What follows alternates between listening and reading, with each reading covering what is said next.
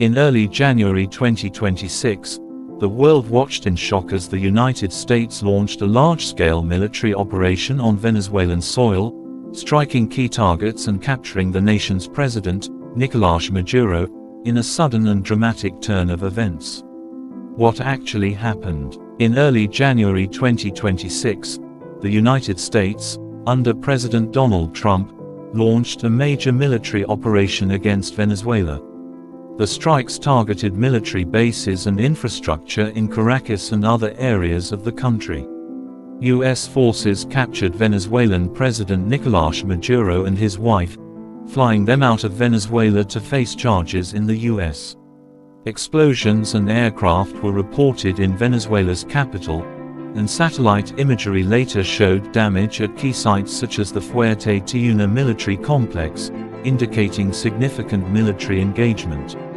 Trump declared the operation a large-scale strike and hailed Maduro's capture as a victory in the war against drug trafficking and narco-terrorism. Why did it happen? There are multiple stated reasons and contested motives. Stated United States reasons. The Trump administration labeled Venezuela's government and criminal networks associated with it as narco-terrorist organizations. It accused Maduro of facilitating international drug trafficking, which it said affected U.S. security. Trump had placed a large bounty on Maduro's arrest and used sanctions and pressure for months before the operation. Venezuelan and other critic views.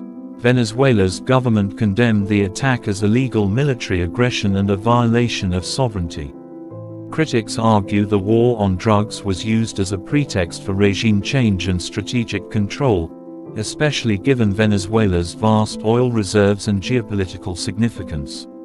Underlying strategic context. Venezuela holds some of the largest proven oil reserves in the world, making it geopolitically important. Broader tensions included Venezuela's alliances with countries like Iran that are also under U.S. scrutiny. In summary, Trump's government framed the operation around security and drug trafficking, while critics see it as power projection and geopolitical maneuvering. Who was involved? 1. United States. President Donald Trump ordered the operation. U.S. military and special operations forces, possibly including elite units, carried out strikes and the capture. The operation was publicly backed by figures like Secretary of State Marco Rubio and defense officials.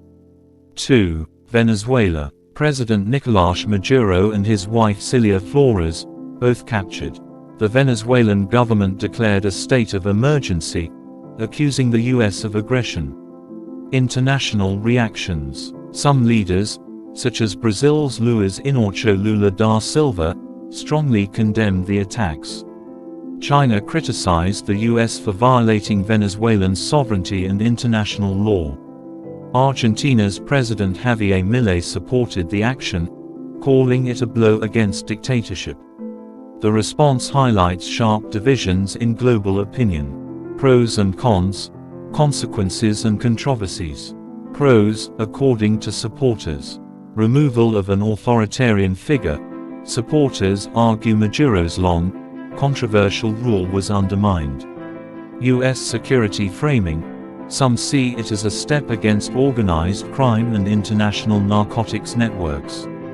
Potential economic change. Talks about U.S. involvement in revitalizing Venezuela's oil infrastructure were mentioned by Trump. Cons, criticisms. Legal issues. Many legal experts say the operation violated international law by using military force without UN authorization. Sovereignty violation. Critics argue this erodes norms protecting national sovereignty. Regional instability. Latin American leaders warned the operation could destabilize the region and undermine peace efforts. Civilian impact. Military strikes inherently risk civilian harm and disruption. Broader geopolitical risks. The operation risks escalating tensions between major powers, e.g., US, China, Russia. It may set a precedent for unilateral military interventions under security rhetoric.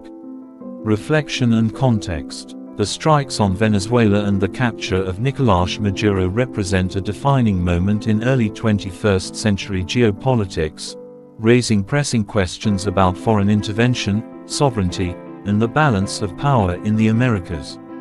Whether history will regard this as a turning point or a troubling precedent remains to be seen.